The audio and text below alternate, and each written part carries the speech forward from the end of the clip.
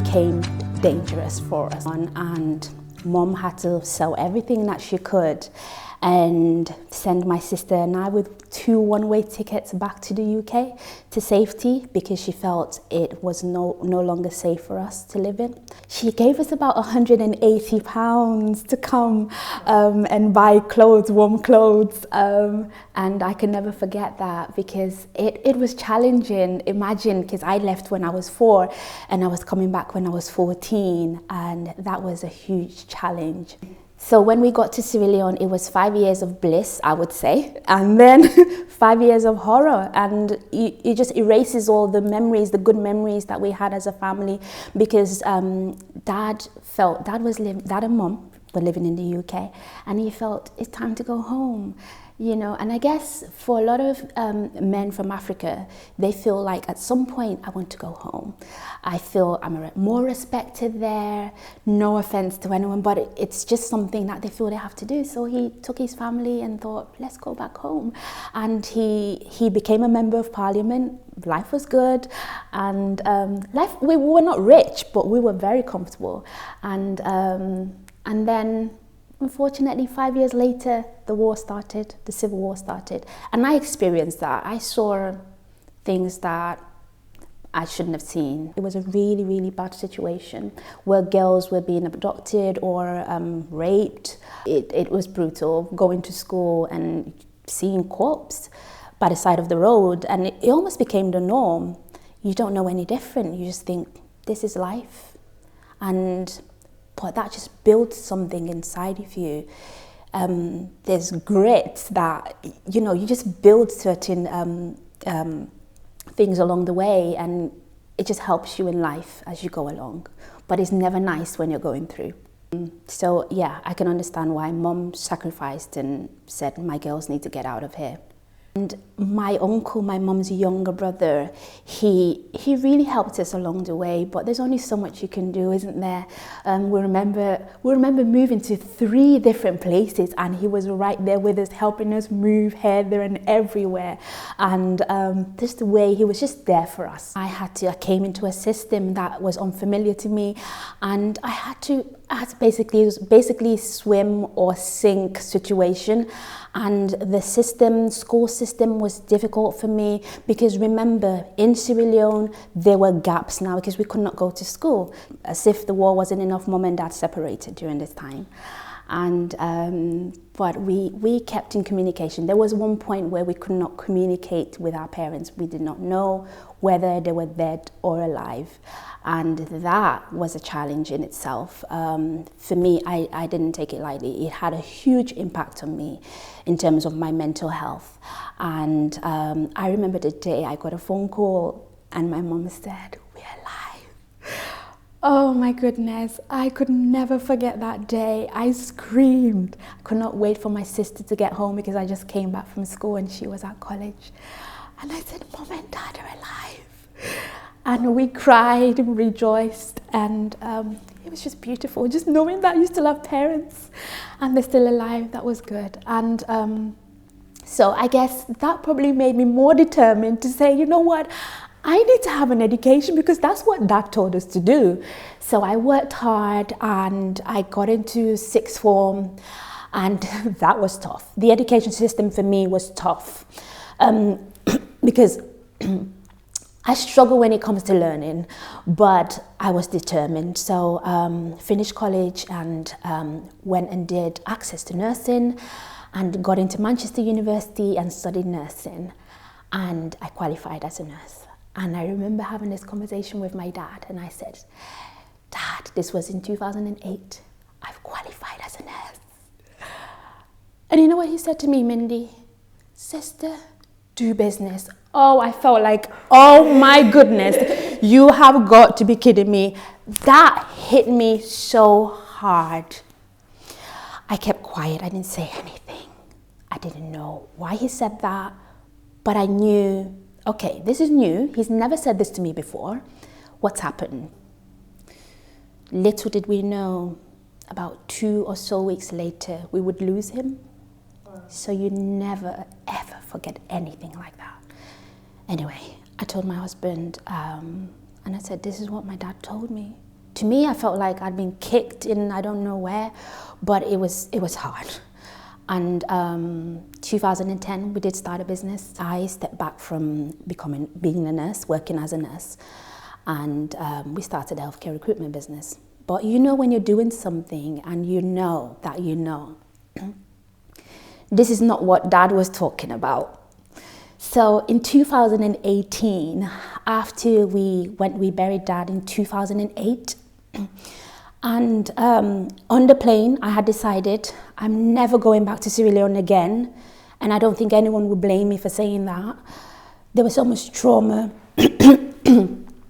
So many things were going through my mind coming back on that plane. And that was it. I said, I'm shutting that door. I don't want to go back. It's too horrific for me. I've gone through too much in my life. And I don't want to have anything to do with Sierra Leone anymore. And 2018, I found myself, I packed a bag, going on a plane, heading back to Sierra Leone. I felt I was being drawn. By this point, Mum had joined us in the UK, and I had no reason to go back to Sierra Leone. Well, that's what I thought anyway.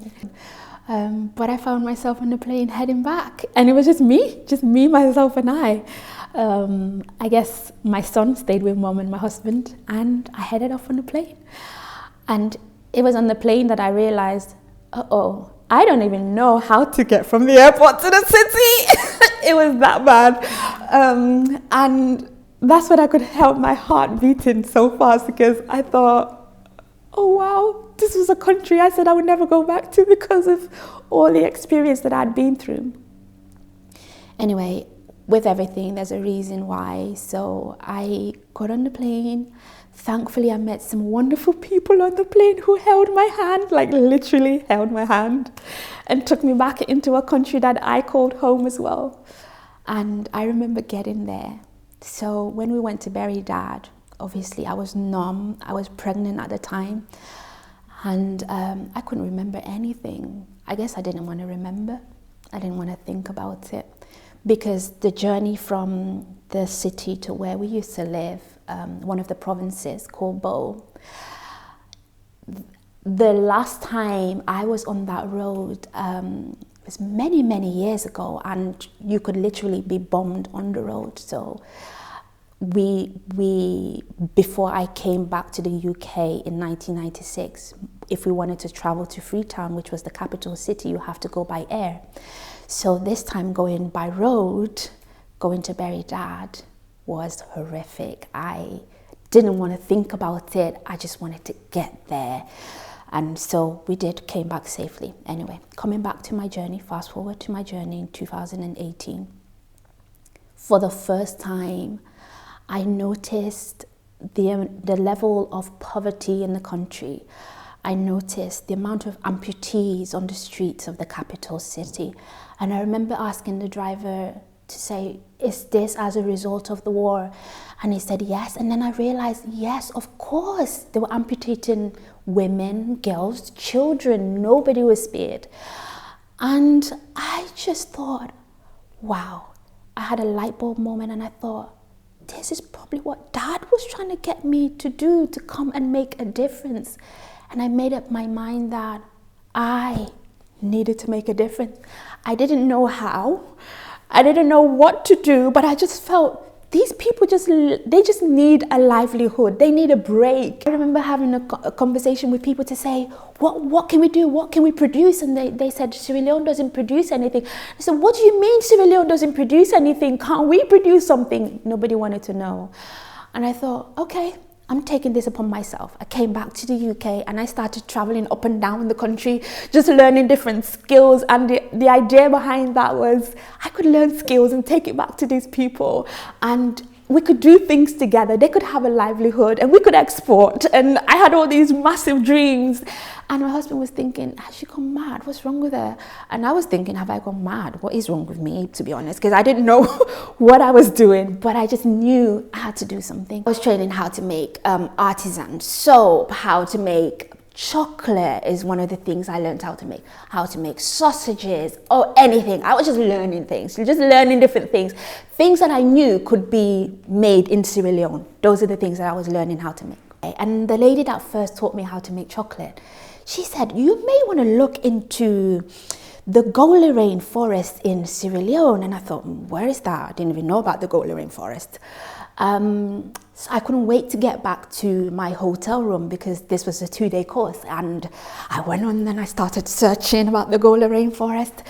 And I realized that they produce cocoa beans and it's sustainable. And this happened as a result of the war. And people had to flee the rainforest, which was misused, abused, and they had to leave the rainforest for 10 good years.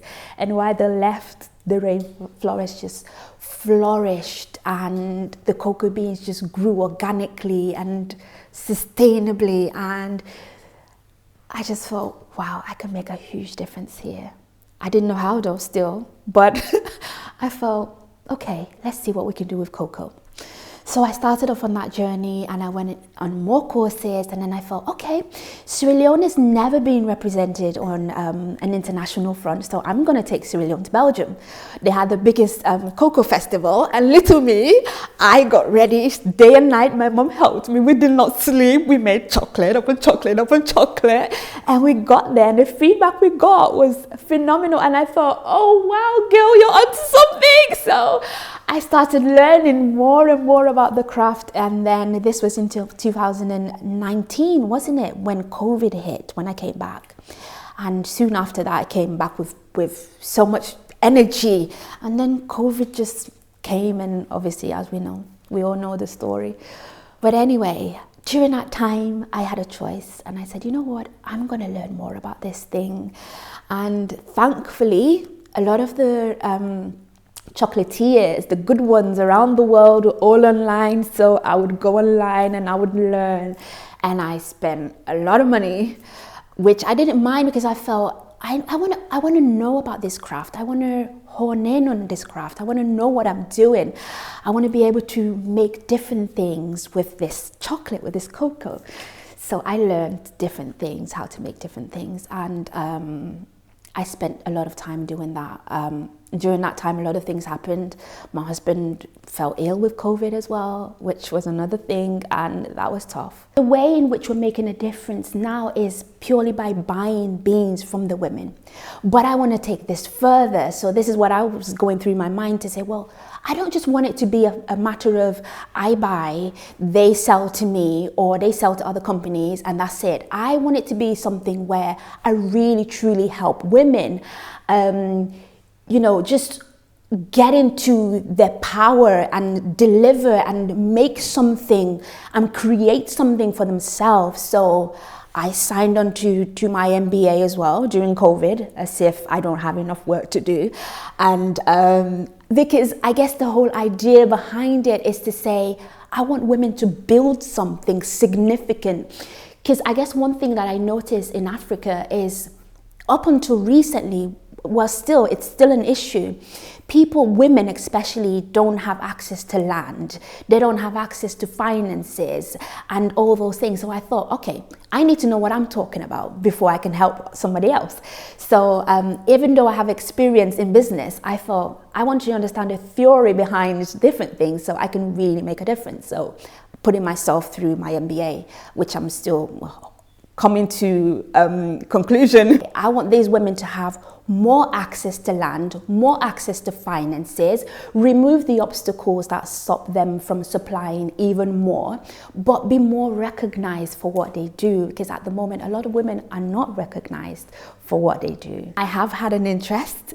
A company has come and approached me and said, we want to partner with you, which is, for me, is I can't name any names yet, but it's huge. So I know working with people like that can make a huge difference to women around the world, which is really what I want to do. And to be able to really create an opportunity for a woman to not just look after her family, but be able to build a house, to be able to put her children through school and not worry about the finances.